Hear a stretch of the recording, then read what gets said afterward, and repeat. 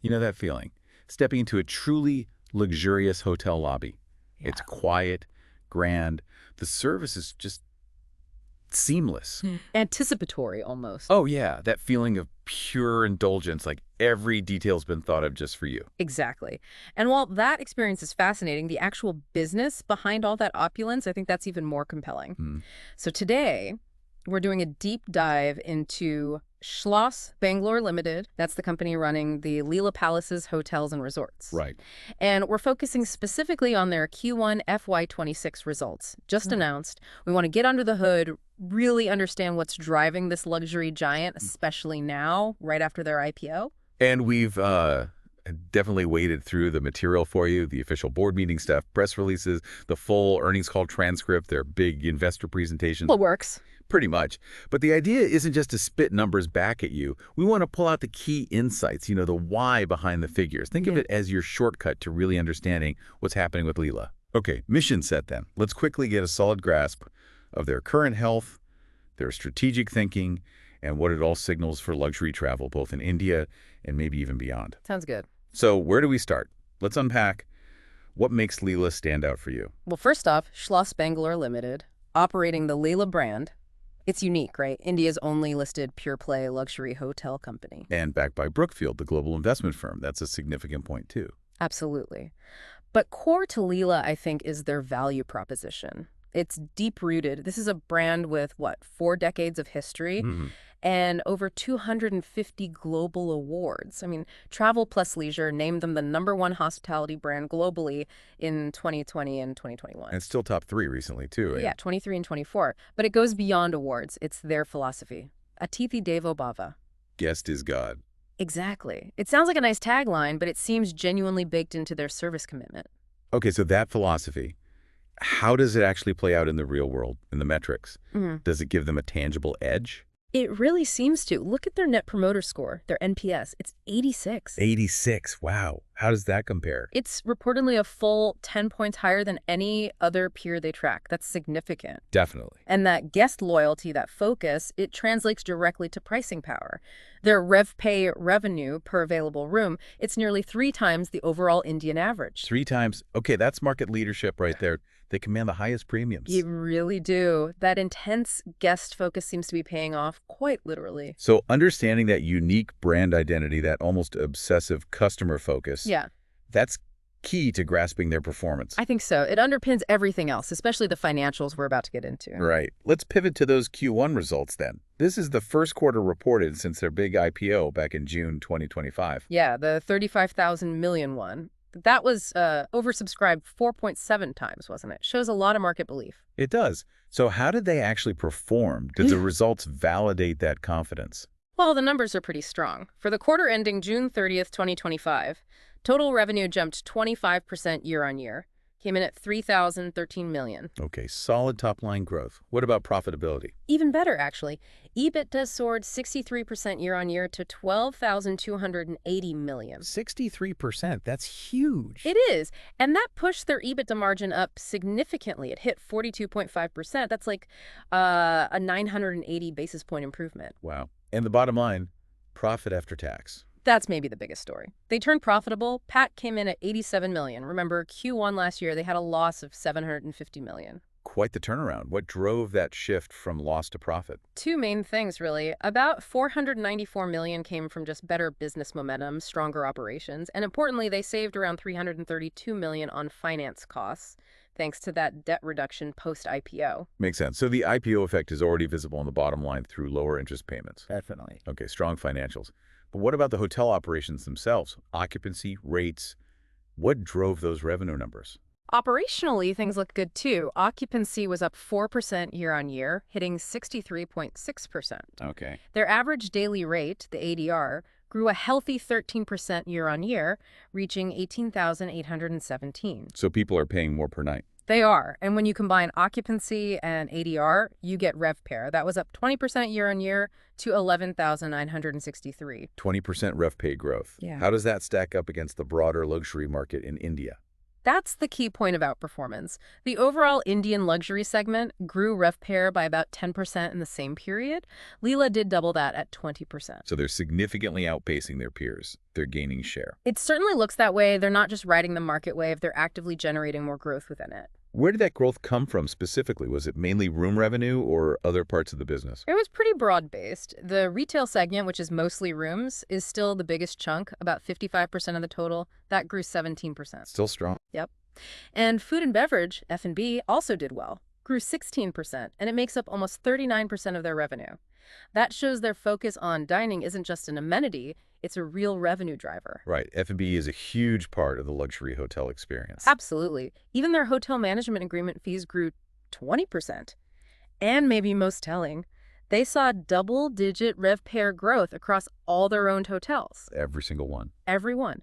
Udaipur was up 29%, Jaipur a massive 42%, Bengaluru 15%, New Delhi 16%, Chennai 15%. It shows widespread strength, not just one hot market. Okay, so for you, the listener, trying to understand how luxury businesses succeed, these numbers really paint a picture, don't they? Strong brand pull, pricing power, and solid operational execution across the board. Exactly. It's the combination that's working. Now let's talk about the strategic foundation. You mentioned the IPO helped the balance sheet. How significant? Hugely significant. Post-IPO, they slashed their net debt by 91%. It's down to $2,275 million. 91%. Wow. Yeah. That brings their net debt to last 12 months EBITDA ratio down to just 0.3x. Very, very healthy. That must have helped their credit rating. It did. Crystal upgraded them to AA with a stable outlook. It really strengthens their financial position dramatically. So with all this financial flexibility, what's the plan? Are they going to stay super low debt or use this strength to fuel growth? Right. And what about spending? CapEx? Good questions. They've actually stated their intention is to maintain an average net debt to EBITDA around 2.5x over the long term, even as they grow. So they plan to use leverage, but keep it manageable. Okay, a target leverage ratio. Right. And for spending this year, FY26, they're looking at about 400 crores in CapEx for their existing hotels, upgrades, enhancements, things that drive value. Makes sense. Investing in the current portfolio. Plus, there's another 1,130 crores earmarked for their contracted pipeline over the next 2.5 years. So significant growth investment is definitely planned. And that growth investment ties into their 4 pillars of growth strategy, right? Let's break those down. This is essentially their playbook for the future. Exactly. Pillar 1 is same-store growth. This is about getting more out of their existing properties. And the context here is crucial. Which is? The Indian luxury hotel market is actually quite underserved. Only around 17% of branded hotel rooms are luxury. Really? That low? Yeah. And demand is growing faster than supply. Projections show luxury demand growing at almost 14% annually, while supply is only growing at maybe 8-9% through FY28. That gap is widening. An opportunity for established players like Leela, then. Precisely. So Leela is investing in high ROI projects at their current hotels. Think new banquet spaces, better F&B outlets. They're also adding things like plunge pool villas in Bengaluru, kids clubs in Jaipur and Udaipur. Targeting that family and multi-generational travel trend. Exactly. It increases stays, makes them less seasonal. And a big example here is Udaipur. They bought 1.8 acres next door. Oh, interesting. To expand. Yep. They're adding 33 rooms and a big 10,000 square feet banquet space. Should be ready in 18-24 months. That'll bring the Udaipur hotel to 134 rooms, specifically targeting more luxury weddings and MIC business. Smart. Okay, so pillar 1, maximize existing assets. What's pillar 2? Pillar 2 is new verticals. This is about extending the Leela brand beyond just hotel stays. It's quite innovative. Like what? Well, first, there's ARQ by the Leela. It's a private, invitation-only members club. Private club. Yeah. Launching first in Bengaluru this September, then Chennai and Delhi later this fiscal year, Mumbai next year. The idea is to tap into the ultra-luxury lifestyle segment using their existing infrastructure. It's potentially high-margin, low-capital intensity. Target is 2,000-plus members across 5 clubs by 2030. Interesting brand extension. What else? The Leela Luxury Residences in Mumbai. These are 63 high-end serviced apartments near the airport, launching around FY27. Service residences, another growing segment. Exactly. And they'll integrate it with the 22,000 ex-Coty ARQ club there, too. They see potential to take this model to other cities like Pune, Bengaluru, NCR, tapping into luxury long stay and living. Okay, very interesting. So pillar 3 must be about new hotels then. Correct. Expansion of owned hotels. They have a pretty big pipeline here, 725 rooms across 6 new owned properties. 6 new hotels. Where? The big one is the Leela Palace Mumbai in BKC. That's Bandra Kurla Complex. It'll be 250 rooms, ultra luxury. BKC is a prime business hub. Is there demand? Huge demand and very little supply. BKC hasn't had a new hotel since 2011. The ratio of hotel keys to office space is way lower than Delhi, for example. So strategic gap they're filling. Absolutely. And they apparently got the land at a good price, 20-25% below market. It's a 50-50 JV with Brookfield, and it'll take about 4 years to build. A flagship project. What about the others? Others are more leisure-focused or culturally significant. Agra, Srinagar, wildlife lodges in Bandhavgarh and Ranthambore, and also Ayodhya, all planned to open by FY28. A diverse mix of locations. Okay, that leaves Pillar 4. Pillar 4 is management contracts. This is their asset-light growth strategy. Right, managing hotels for other owners. Exactly. They have 203 rooms in this pipeline currently. The Leela Sikkim, which is 140 rooms, launching FY27, and the managed part of those Mumbai residences we mentioned. Okay. But what's really interesting here, I think, is they're actively looking internationally. Oh, expanding outside India. Exploring it seriously. Leveraging Brookfield's global footprint, they're looking at key source markets for Leela in India, and also destinations popular with Indian tourists abroad. That could be a whole new chapter.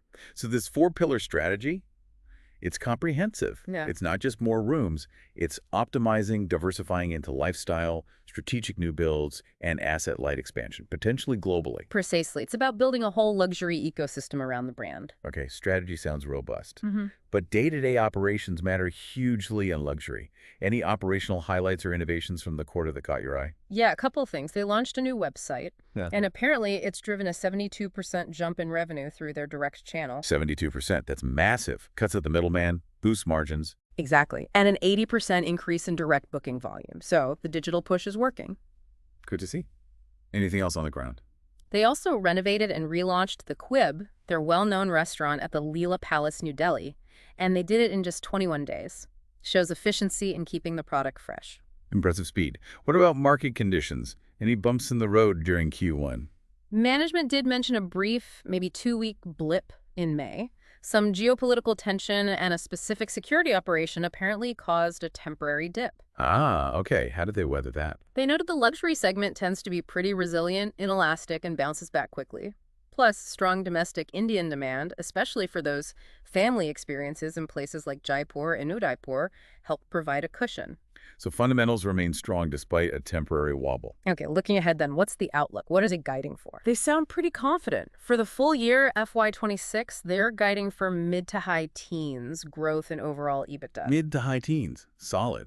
And they expect the second half of the year, Q3 and Q4, to be significantly stronger. They're also targeting occupancy across the portfolio to reach the early 70s by year end. Getting occupancy up into the 70s would be quite good. Definitely. And a big factor they're counting on is foreign tourist arrivals FTAs. That's about half their business currently. And India's FTAs haven't fully recovered to pre-COVID levels yet, have they?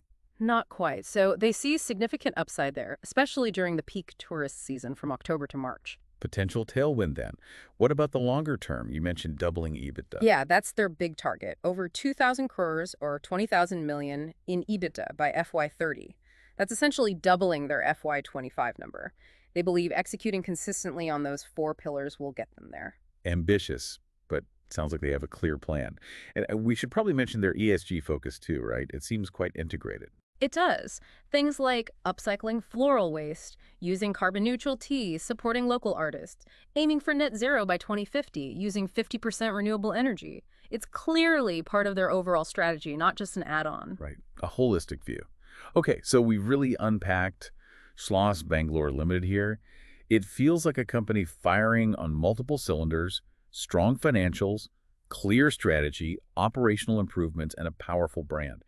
They seem to be really shaping the luxury hospitality landscape in India. I think that leads to a final thought for you, the listener. Considering Leela's quite aggressive expansion, especially into places that seem underserved, and these new ventures like private clubs and residences, all built on that very distinct guest is God experience. What does this signal about where global luxury travel might be heading? Yeah. How might this blend of, let's say, timeless Indian hospitality with very modern strategic growth reshape what we even mean by luxury? And could it open up new kinds of opportunities, maybe even beyond just hotels, for you to think about or explore within that whole luxury ecosystem? That's definitely something to chew on. A unique approach in a dynamic market. Certainly a fascinating company and space to keep a very close eye on.